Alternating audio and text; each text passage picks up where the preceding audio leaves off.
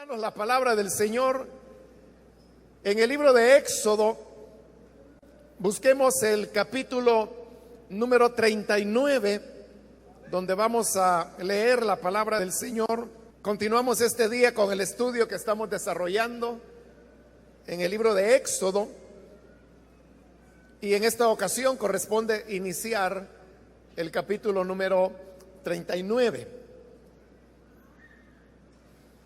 Dice la palabra de Dios en Éxodo capítulo 39, versículo 1 en adelante: las vestiduras tejidas para ministrar en el santuario se hicieron de lana teñida de púrpura, carmesí y escarlata.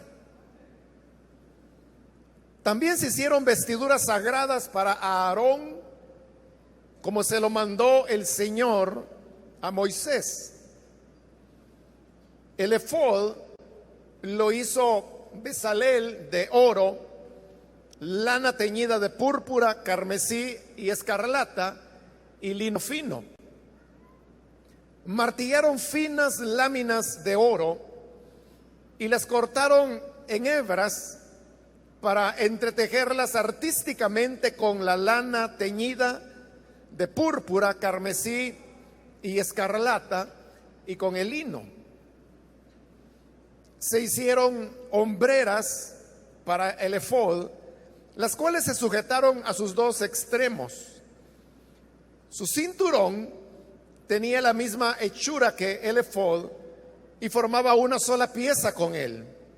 Estaba hecho de oro, lana teñida de púrpura, carmesí y escarlata y lino fino, como se lo mandó el Señor a Moisés.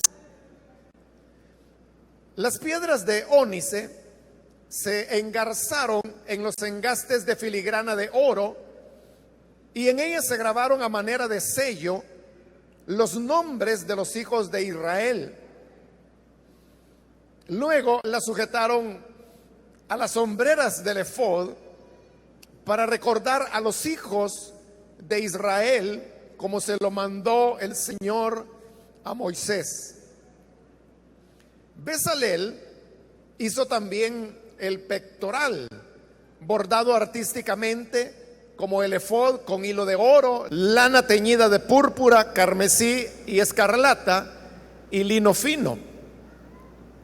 Martillaron finas láminas de oro y las cortaron en hebras para entretejerlas artísticamente con la lana teñida de púrpura, carmesí y escarlata y con el lino.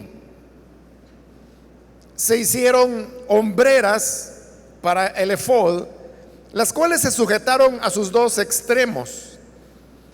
Su cinturón tenía la misma hechura que el efod y formaba una sola pieza con él. Estaba hecho de oro, lana teñida de púrpura, carmesí y escarlata y lino fino, como se lo mandó el Señor a Moisés. Las piedras de ónice se engarzaron en los engastes de filigrana de oro, y en ellas se grabaron a manera de sello los nombres de los hijos de Israel. Luego las sujetaron a las hombreras del efod para recordar a los hijos de Israel, como se lo mandó el Señor a Moisés. Bezalel hizo también el pectoral, bordado artísticamente como el efod, con hilo de oro, lana teñida de púrpura, carmesí y escarlata y lino fino, doble y cuadrado, de 20 centímetros por lado. En él se engastaron 4 filas de piedras preciosas. En la primera fila había un rubí, un crisólito y una esmeralda. En la segunda hilera, una turquesa, un zafiro y un jade. En la tercera hilera, un jacinto, un ágata y una amatista. En la cuarta hilera, un topacio, un ónice y un jaspe. Estaban engarzadas en engastes de filigrana de oro y eran 12 piedras, una por cada uno de los hijos de Israel, grabada a manera de sello con el nombre de cada una de las 12 tribus. Para el pectoral se hicieron cadenillas de oro puro a manera de cordón. Se hicieron 2 engastes en filigrana de oro y 2 anillos de oro, y se sujetaron los anillos en los 2 extremos del pectoral. Luego se sujetaron las 2 cadenillas de oro en los anillos a los extremos del pectoral, y los otros 2 extremos de las cadenillas en los engastes, asegurándolos a las hombreras del efod por la parte delantera. Se hicieron otros 2 anillos de oro y los sujetaron a los 2 extremos del pectoral en el borde interior junto al efod. Además, se hicieron otros 2 anillos de oro, los cuales sujetaron la parte inferior de las hombreras por delante del efod y junto a la costura, exactamente encima del cinturón del efod. Con un cordón de lana púrpura ataron los anillos del pectoral a los anillos del efod, a fin de unir el pectoral al cinturón, para que no se desprendiera del efod, como se lo mandó el Señor a Moisés. Hasta ahí vamos a dejar la lectura. Pueden tomar sus asientos, por favor, hermanos.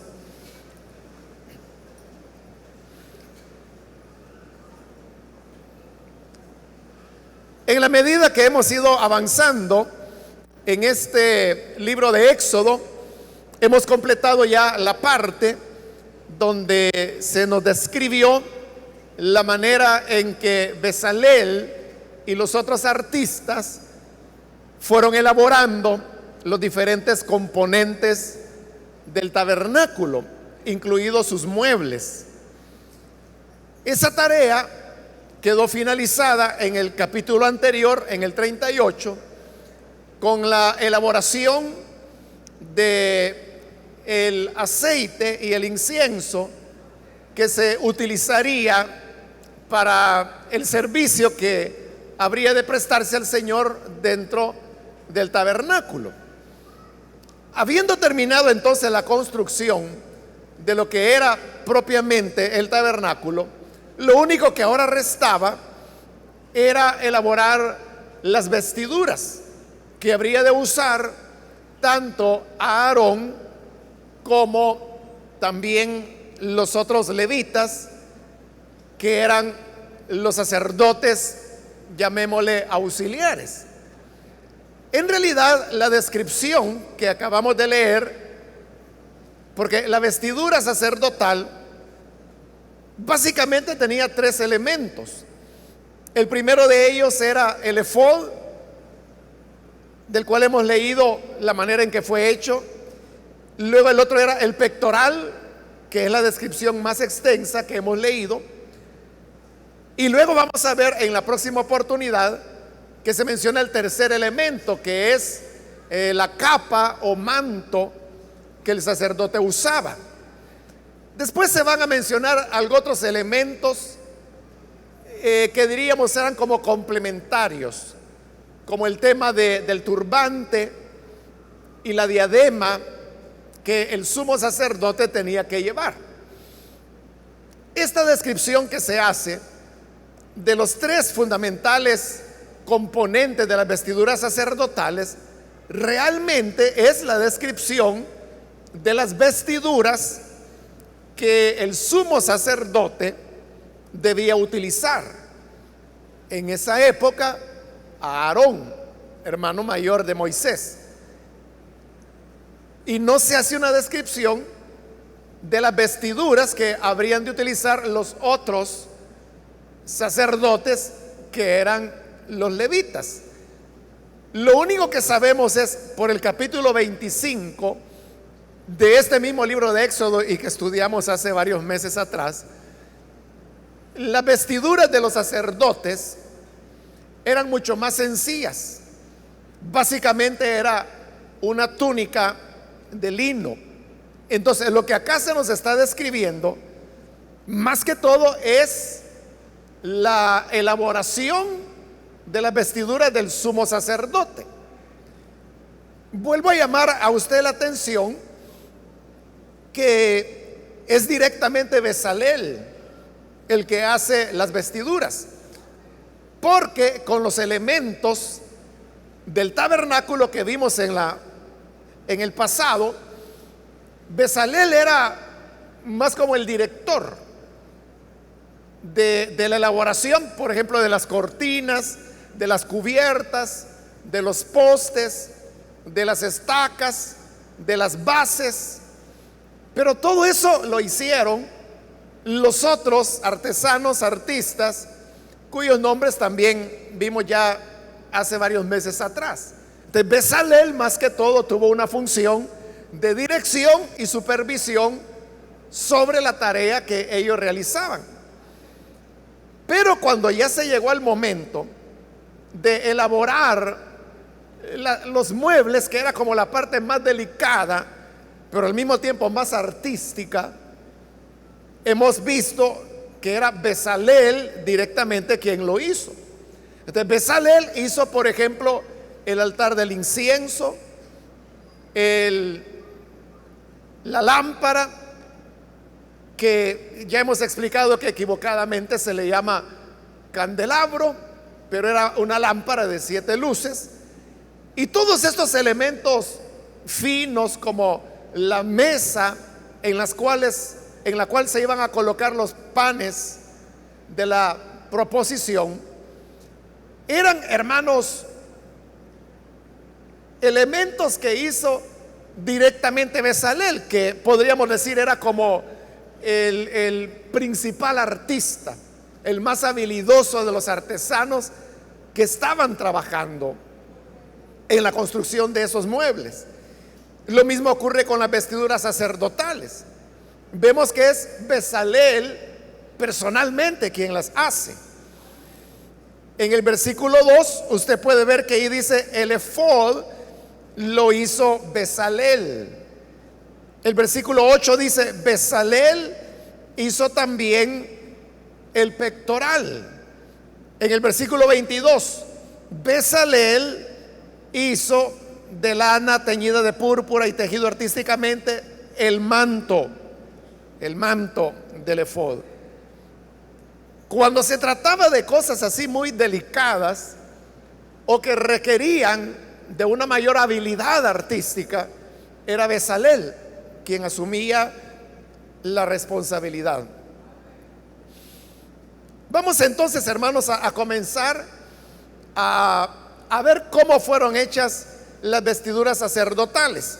El versículo 1 del capítulo 39 que hemos leído nos dice: las vestiduras tejidas para ministrar en el santuario. En primer lugar, se está hablando de las vestiduras, la ropa que habría de utilizar el sumo sacerdote. La ropa en esta época, que estamos aproximadamente ahí por el año 2050 más o menos antes de Cristo. Estoy haciendo un cálculo así muy a la ligera, pero más de 2000 años antes de Cristo. La vestidura tenía una función y un valor diferente a lo que la ropa tiene para nosotros hoy en día. En primer lugar, porque la ropa era cara. Usualmente, la inmensa mayoría de personas solamente tenían una muda, es decir, un vestido. En la Biblia no hay diferencia entre la palabra que se utiliza para referirse a la ropa de hombre que para referirse a la ropa de mujer. Es la misma palabra y se traduce vestido. Entonces, el hombre usaba vestido, la mujer usaba vestido. Así es en el hebreo. Entonces, el vestido era caro por varias razones. En primer lugar, porque no había una producción en serie. En segundo lugar, tampoco había telas sintéticas como las hay ahora. Toda la ropa que se utilizaba era tejida. Y aquello que se hace tejido a mano siempre es muy caro. Si usted ha tenido la oportunidad de viajar en alguna oportunidad a Guatemala, uno de los atractivos turísticos que hay allá es el ver a las mujeres cuando están tejiendo sus vestidos. Estoy hablando de la mujer indígena y cómo elabora su propia tela con la cual ella se viste. Hay muchas personas a las cuales les encanta esa tela y cuando la ven, porque está a la venta, entonces van y preguntan, pero se van de espaldas cuando les dicen el precio, porque es muy caro. O sea, la gente cree que comprar una tela elaborada a mano, tejida a mano, como lo hacen las mujeres guatemaltecas, es como ir a comprar una yarda de tela ahí al centro de la ciudad. Y no, es mucho más caro. Entonces la gente se asusta y la gente cree que lo que está haciendo esta mujer o el vendedor que vende esa tela es que se está aprovechando de que usted es turista y que por lo tanto le quiere sacar dinero. Pero no es así. Es lo que vale. Y aún para la gente que vive allá y para el mismo indígena, eso es lo que cuesta una túnica de ese tipo. Entonces, lo que ocurre es que ellos solo tienen una, porque el indígena también es el segmento más pobre que hay en Guatemala. Entonces, esa pregunta se la hacen muchas personas. Bueno, entonces, si son tan pobres, ¿cómo es que la mujer se puede vestir con esa ropa tan cara? Es cara porque se teje manualmente y eso lleva mucho tiempo. Entonces, la respuesta es porque solo tienen una túnica. Eso es lo que ocurría en esta época. El vestido solamente era uno el que la persona tenía. Y yo le he explicado ya, al llegar a otros pasajes de la Biblia, en otros libros, que la costumbre de la época es que la misma ropa que la gente utilizaba para andar de día era la ropa con la cual dormía por la noche. Y el vestido le servía no solamente para abrigarse y vestirse, sino que también le servía como saco digo de bolsa, no de cargar. Cuando ellos iban a comprar algún lugar, por ejemplo frutas o verduras, la compraban y entonces lo que hacían era que la iban guardando en los pliegues de sus túnicas o de su manto. Es decir, la misma ropa les servía como bolsa, porque obviamente no había bolsas en la época, ¿no? Entonces iban así como echándolo todo dentro de los pliegues de su ropa y al llegar a su casa comenzaban a sacarlo y entonces esa ropa les servía para el día, para comprar, les servía de bolsa, les servía de ropa de noche. De noche lo único que hacían era que se quitaban el cinturón y con eso dormían y les servía de abrigo.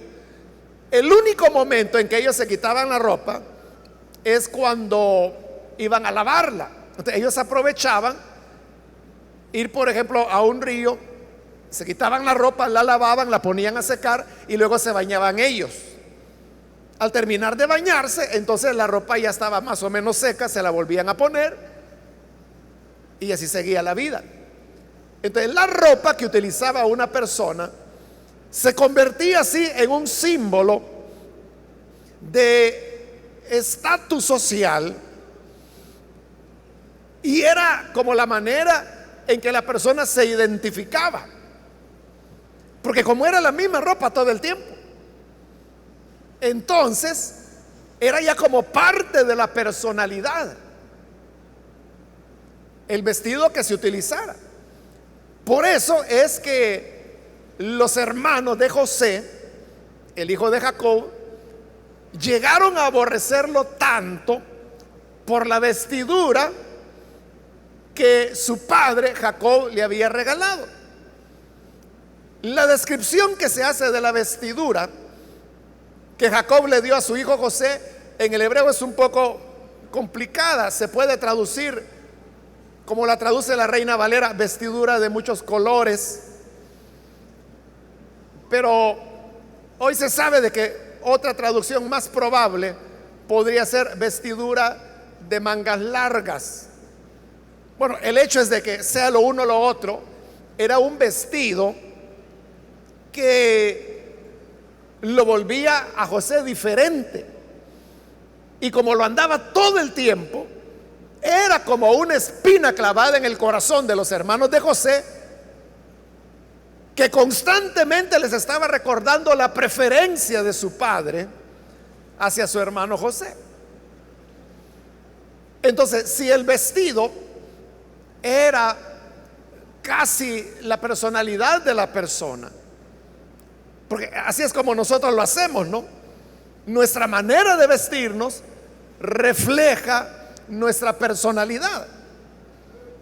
Si alguien tiene una personalidad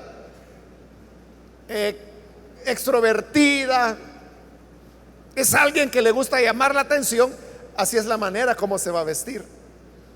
Es decir, utilizará colores vivos, camisas a cuadros.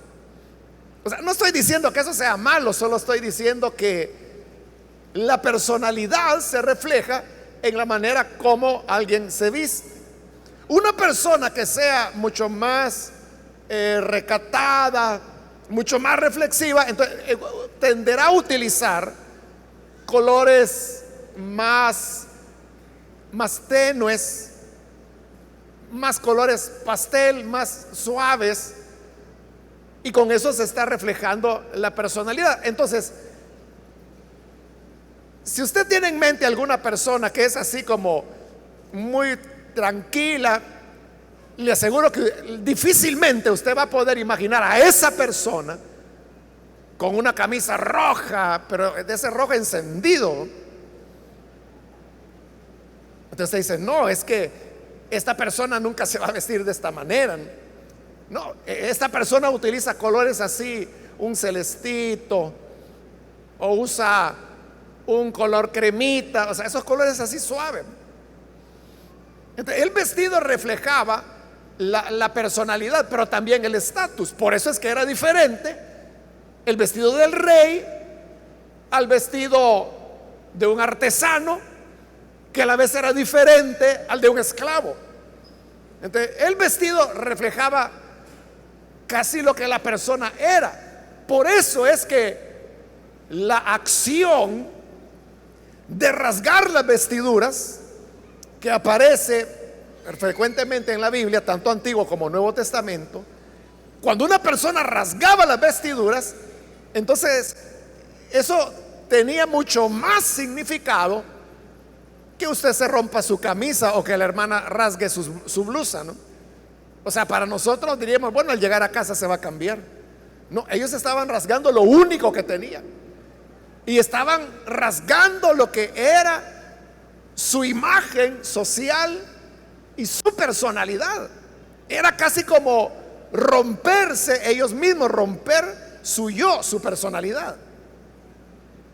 Eso significaba, es decir, que era un gesto muy dramático, mucho más dramático, como le digo, que si hoy alguien rompiera la camisa. El hecho es que aquí se están elaborando vestidos para los sacerdotes, pero estos vestidos eran especiales. 4 veces se nos repite y es una insistencia. En los 21 versículos que hemos leído ahora, 4 veces se nos dice que estas vestiduras estaban hechas de lana, teñida de púrpura, carmesí, escarlata, lino fino y oro. 4 veces repite esos componentes. ¿Pero por qué razón? Porque esto hacía de estos vestidos algo muy especial.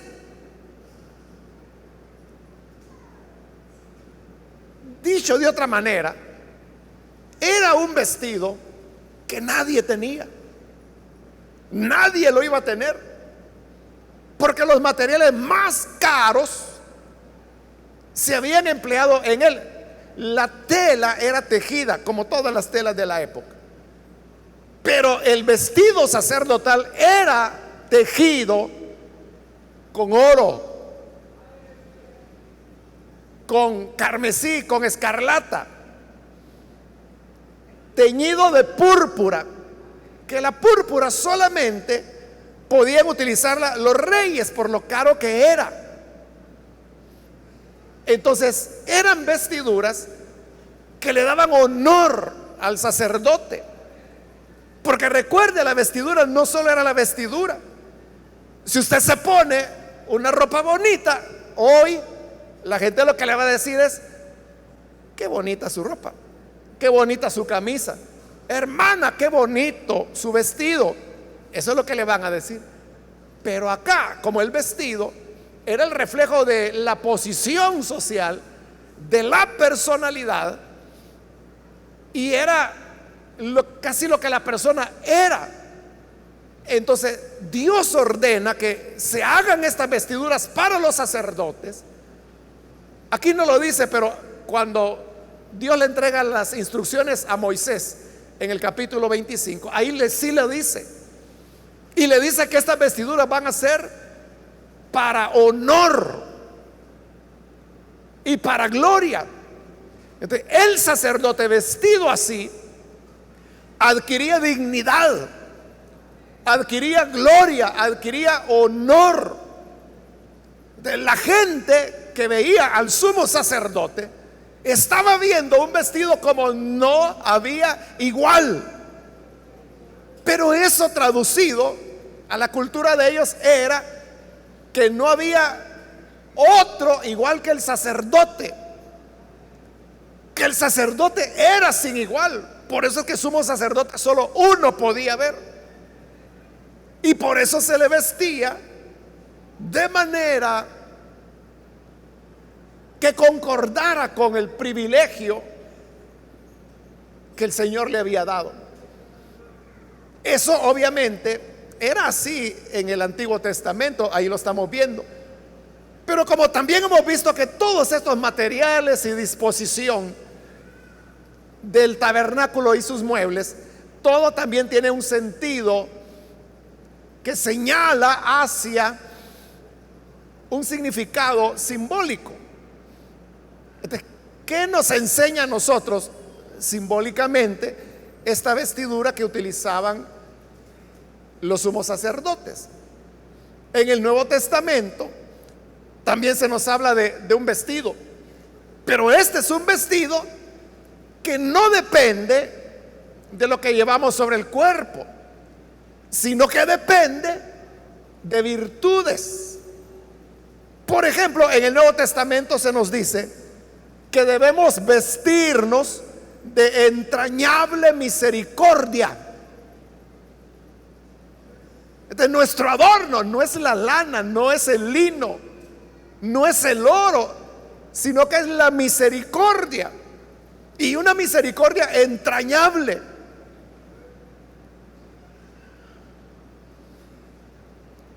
La Biblia también dice que el lino blanco y fino son las obras buenas de los justos.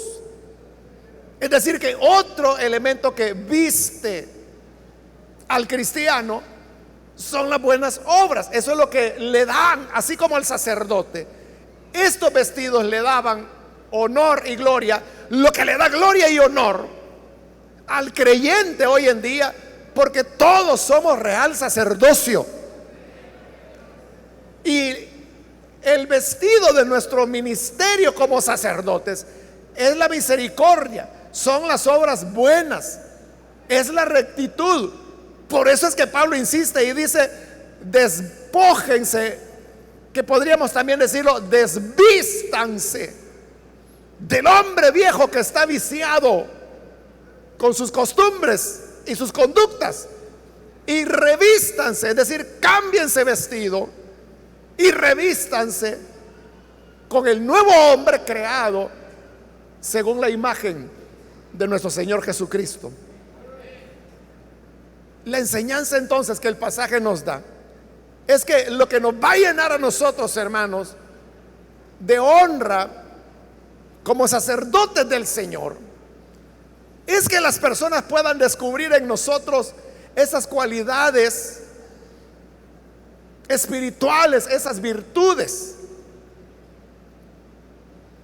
Cuando la gente vea que en usted hay integridad, que hay misericordia, que hay amor, que hay ternura, que hay pureza, cuando la gente vea eso, las personas van a reconocer en usted una persona honorable, un respeto que no depende que usted lo pida o que usted lo exija, porque hay gente que quiere ser respetada con amargura y le dice: mire, respéteme porque yo soy su supervisor. Pero así no se gana el respeto. Cuando ese supervisor esté vestido de entrañable misericordia, se va a ganar el respeto de todos. Cuando lo vean revestido de acuerdo a la imagen del Hijo de Dios.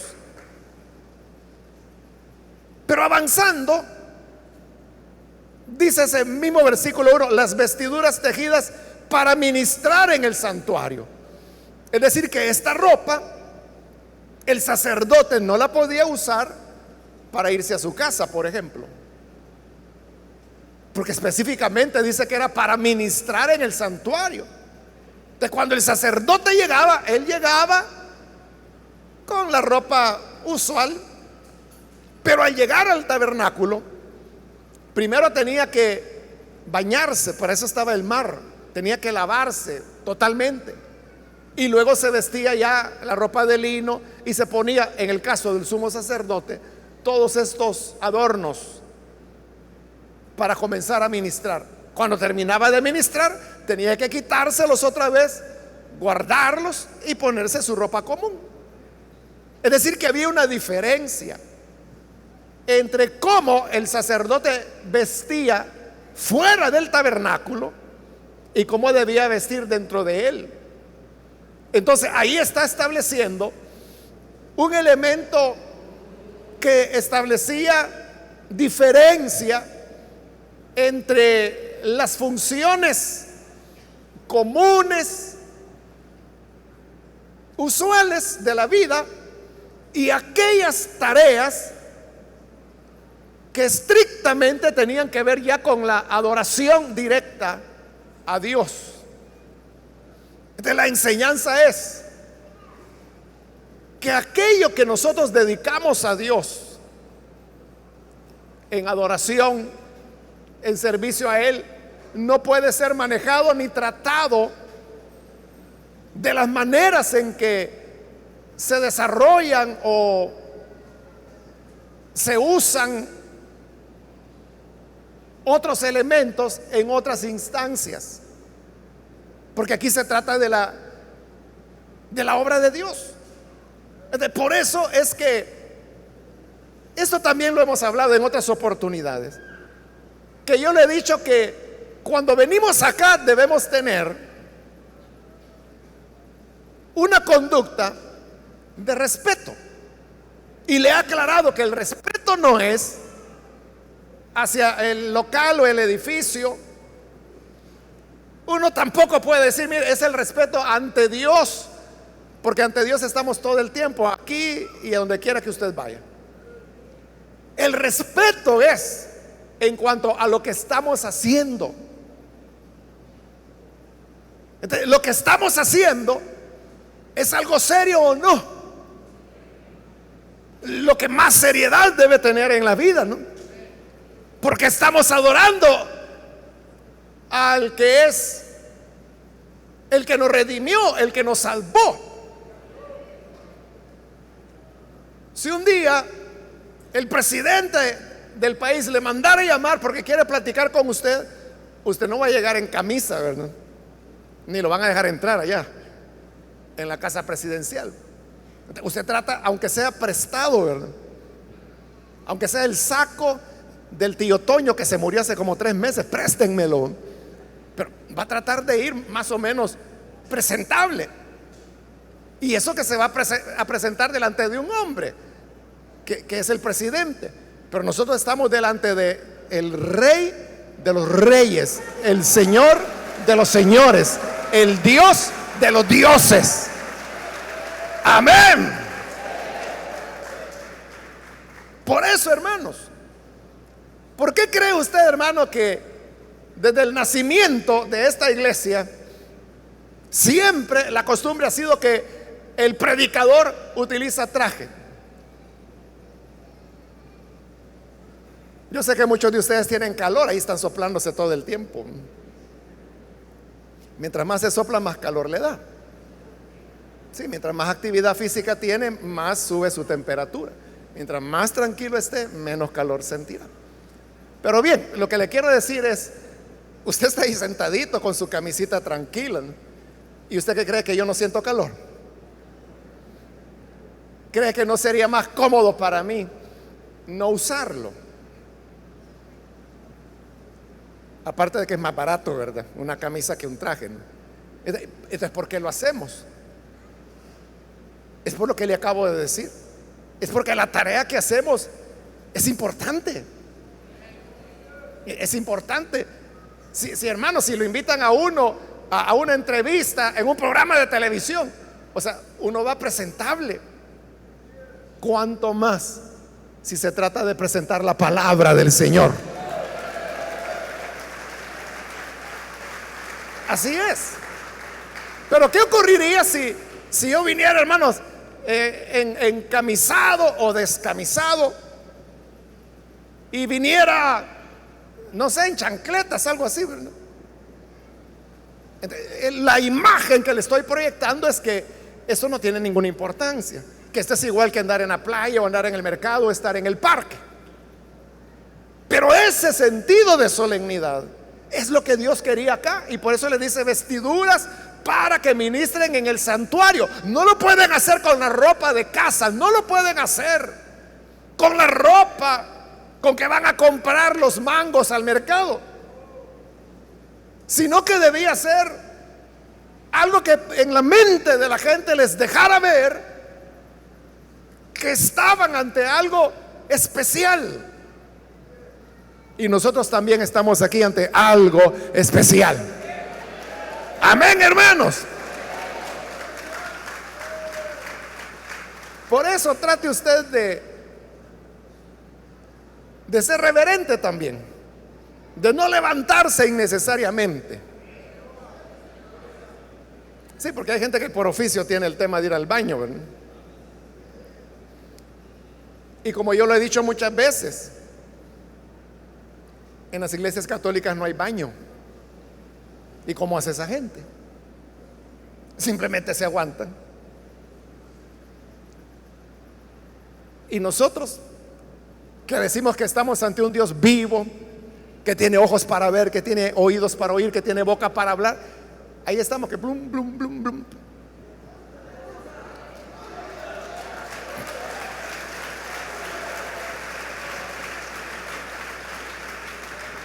Por eso es que las vestiduras eran para ministrar, para decirles, señores, aquí esto es diferente y viene a ser una función diferente. Bueno, ya, hermano, le mencioné que uno de los componentes con los cuales se tejía la tela de las ropas sacerdotales era el oro. Entonces ahí viene la gran pregunta, bueno, ¿cómo así oro? O sea, que estuviera teñido de púrpura, de escarlata, de carmesí, eso uno lo entiende, porque eran tintes, pero oro.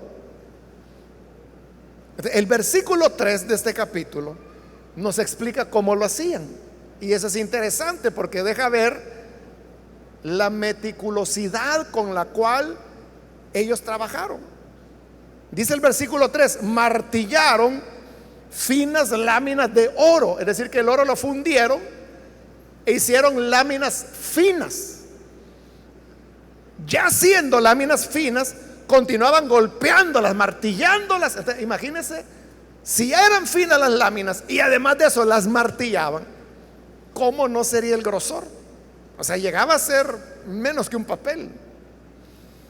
Y ya cuando estaba así, muy delgada, dice, las cortaron en hebras. Es decir, que quedaba tan fino que yo me imagino, hermano, que era algo así como ese papel de aluminio que venden para empacar alimentos, ¿verdad? Es papel de aluminio, ¿verdad? Pero es tan fino que es papel, ¿verdad? Entonces, algo así quedaba el oro. Entonces ellos podían, como dice ahí, comenzar a desenhebrar, es decir, sacar los hilos de oro. Y como ya eran hilos de oro, ya lo usaban como cualquier otro hilo para tejer las vestiduras. Entonces, era un trabajo muy delicado. Es decir, si lo golpeaban demasiado, los hilos se iban a romper, se iban a cortar, porque muy delgados. Entonces, esas láminas finas había que martillarlas, pero hasta cierto nivel. En una época cuando no había, por ejemplo, los calibradores que hay hoy en día, ¿no?, que pueden medir exactamente el grosor de lo que sea. No existían esos instrumentos, era al puro ojo. Ese es el punto. El punto era lo suficientemente delgado para que sea hilo, pero lo suficientemente grueso para que ese hilo no se rompa. Lograr eso era lo tremendo. Ya se puede imaginar cuánto costaba. O sea, si se hubiera puesto en venta, cuánto hubiese costado una vestidura de esos sacerdotes. Es que ni los reyes tenían este tipo de vestidura. Avancemos, hermanos. Bueno, primero habla del efod. Por las descripciones que se dan en la Biblia, exactamente no se sabe qué era el efod o cómo era. Lo que sí se entiende es que el efod era como la túnica interna que el sacerdote utilizaba. Es decir, el sacerdote solamente se quitaba su ropa, se bañaba y entonces se ponía calzones de lino. Así dice en Éxodo, eso ya lo estudiamos. Pero eso es todo lo que el sacerdote tenía abajo, el calzón de lino. Y digo así porque así dice la Biblia. De sobre eso se ponían el efod, que era como una túnica que va contra el cuerpo. Por la descripción que ahí se hace, tenía una parte delantera y una parte posterior que se unían en los hombros por una piedra que se engastaba en cada uno de los hombros, a los cuales le llamaban hombreras. Y luego en la cintura llevaba un cincho, un cinto del mismo material, es decir, de oro, de escarlata, de púrpura, de carmesí, de lino, de lana, que era de la misma pieza. Es decir, que de la misma pieza surgía el cinto y con eso se lo ataban a la cintura, y así es como tenían el efod. Pero quiero llamar su atención a las piedras de ónice, que eran las que tenían en los hombros. Versículo 6 dice: las piedras de ónice se engarzaron en los engastes de filigrana de oro. Es decir, las piedras iban montadas en esos engastes. El engaste tomaba la tela y creaba como una canastilla muy fina de oro donde se iba a colocar la piedra de ónice. Y en ellas, o sea, en las dos piedras de ónice, se grabaron a manera de sello los nombres de los hijos de Israel. Ahora, ¿con qué propósito? Dice el versículo 7. Luego las sujetaron a las hombreras del efod para recordar a los hijos de Israel. Es decir, el sacerdote, al llevar sobre sus hombros las dos piedras de ónice, en otras versiones puede decir una piedra diferente al ónice, porque es muy difícil en el hebreo determinar exactamente de qué piedra estaban hablando. Igual que los nombres esos de escarlata, carmesí, azul, esos son aproximaciones. O sea, no hay manera de poder saber exactamente qué era lo que Dios decía, porque el hebreo es oscuro en cuanto a ese tipo de elementos. Entonces, pudiera ser que en su Biblia dice ónice, o podría ser que dijera otra piedra. Pero el hecho es que estas piedras tenían ahí grabados los nombres de las 12 tribus de Israel, y dice que el propósito era para que el sacerdote recordara a los hijos de Israel. Muy parecido a lo que vamos a ver después, porque a partir del versículo 8 se comienza a describir el pectoral. El pectoral, como su nombre lo dice, era una pieza que iba en el pecho, sobre el efod. En realidad el pectoral era una bolsa, que ahí dice que tenía era cuadrado, 20 centímetros por 20 centímetros.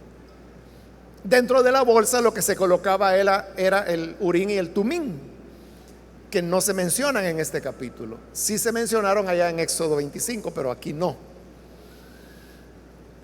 Pero esta era una bolsa preciosa, es decir, estaba hecha otra vez con los mismos materiales: lana, lino, oro, escarlata, carmesí, púrpura. Y además de eso, tenía este pectoral o pechera, si usted le quiere llamar así, 4 filas de piedras preciosas.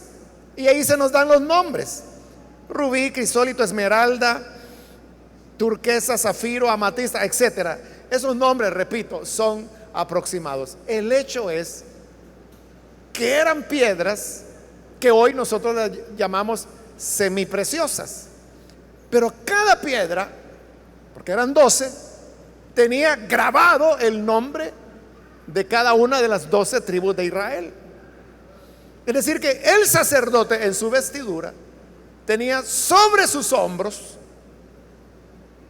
grabados los nombres de las 12 tribus, y sobre su pecho, es decir, sobre su corazón, las 12 piedras que le recordaban a cada una de las 12 tribus, porque cada piedra tenía grabado el nombre de una de las tribus. Y dice allí el Señor que esto era así para que recordara a los hijos de Israel.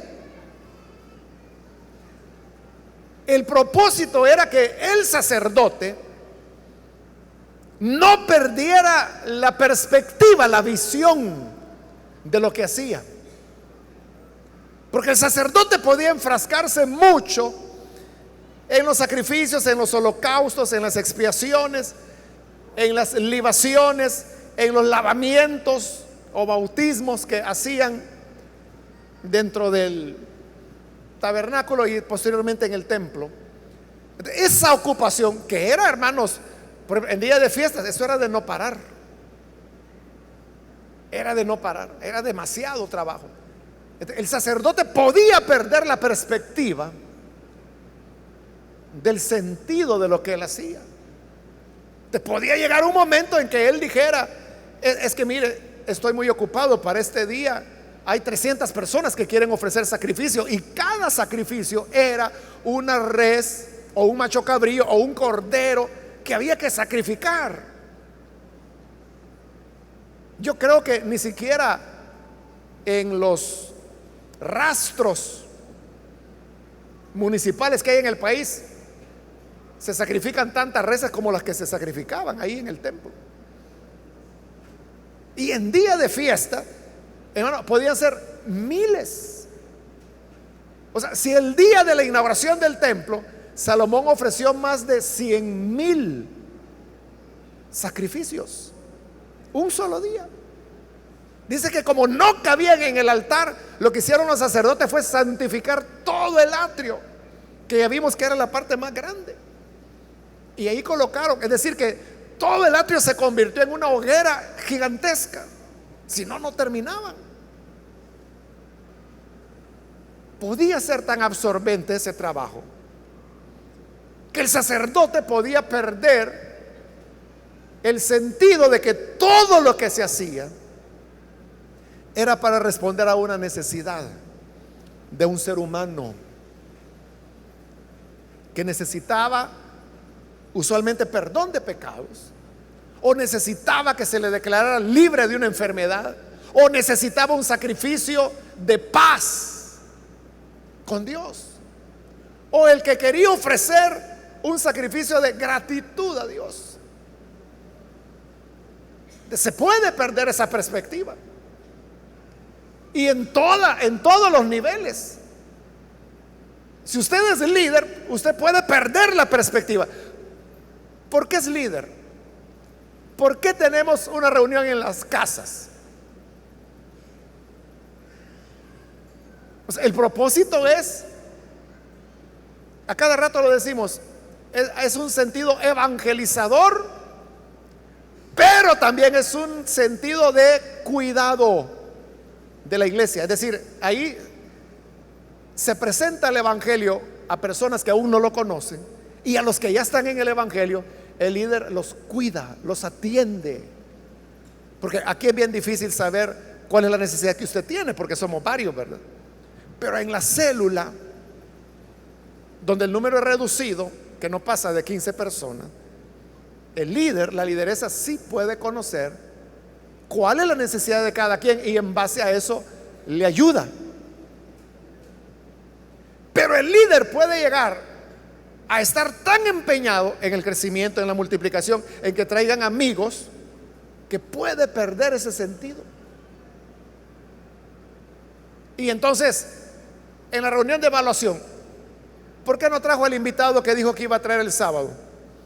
Ay, hermano, es que fíjese que me puse muy mal, estaba mal de salud, y por eso no fue. Entonces usted es de azúcar, entonces usted no aguanta nada. No ha pensado en el Señor que llevó la cruz, y usted no puede hacer un sacrificio para ir a traer a un amigo.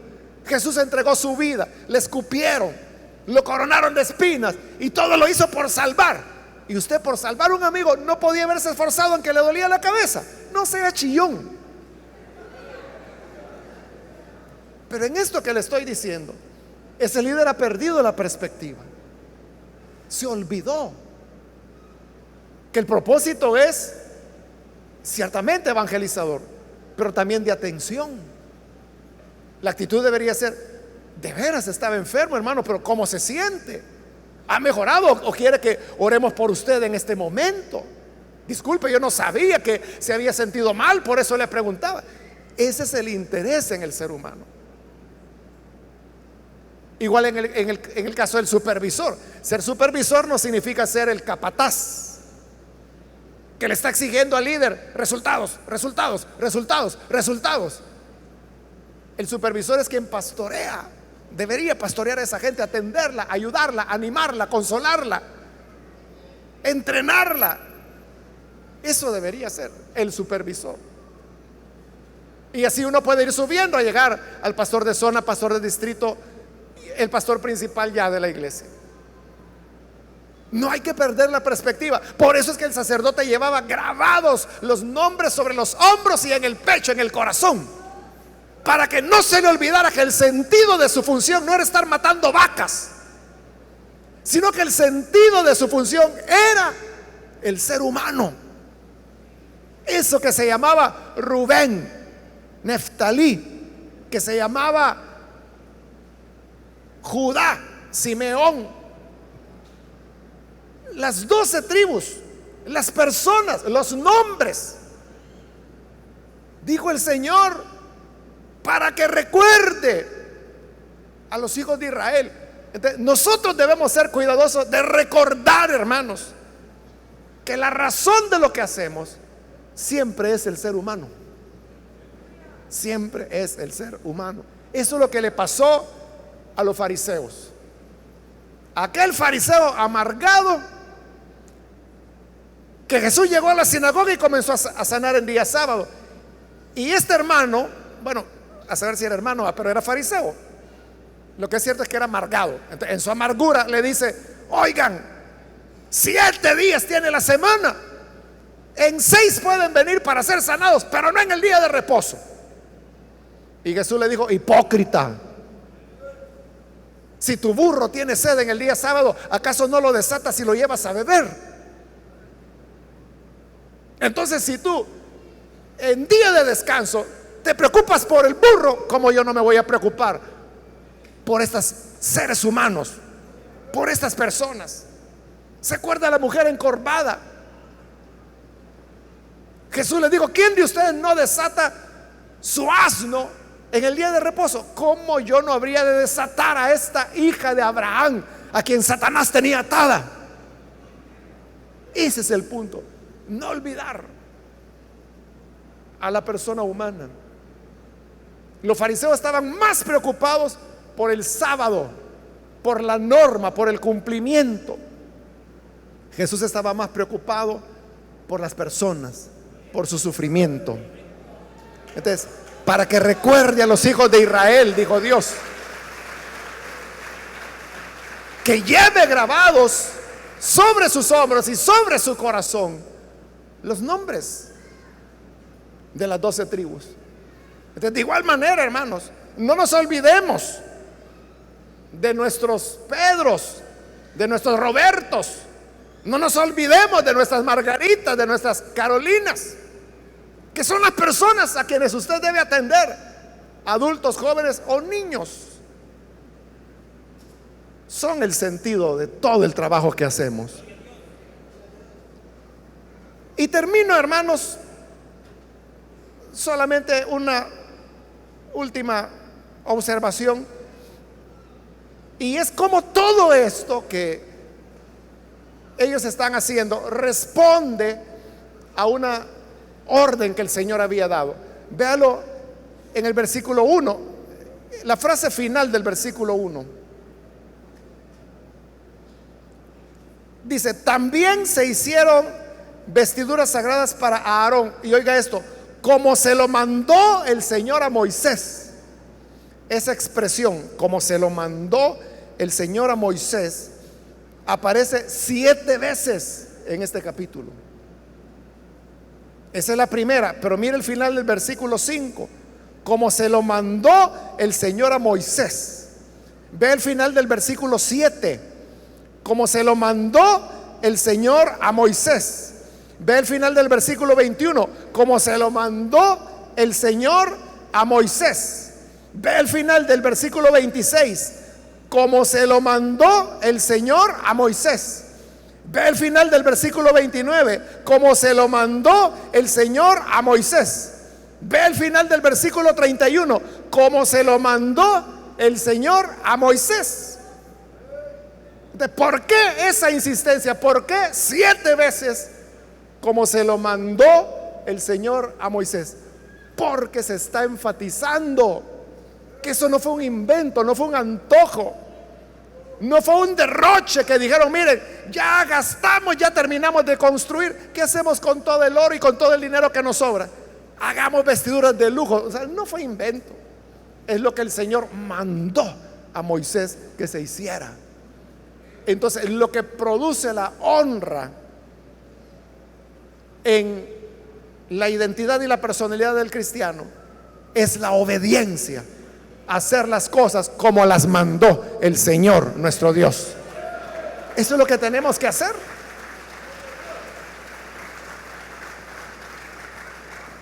Cuando obedecemos a Dios entonces es cuando somos revestidos de gracia, de honor. Porque hoy no es como los predicadores de la prosperidad, que andan trajes de $6,000, relojes de 8,000, y con eso quieren impresionar a la gente. Lo que debe impresionar a la gente es nuestra obediencia al Señor, nuestra misericordia, el nunca olvidar que todo lo que se hace es por las personas, por los seres humanos. Vamos a orar, vamos a cerrar nuestros ojos y vamos a inclinar nuestro rostro.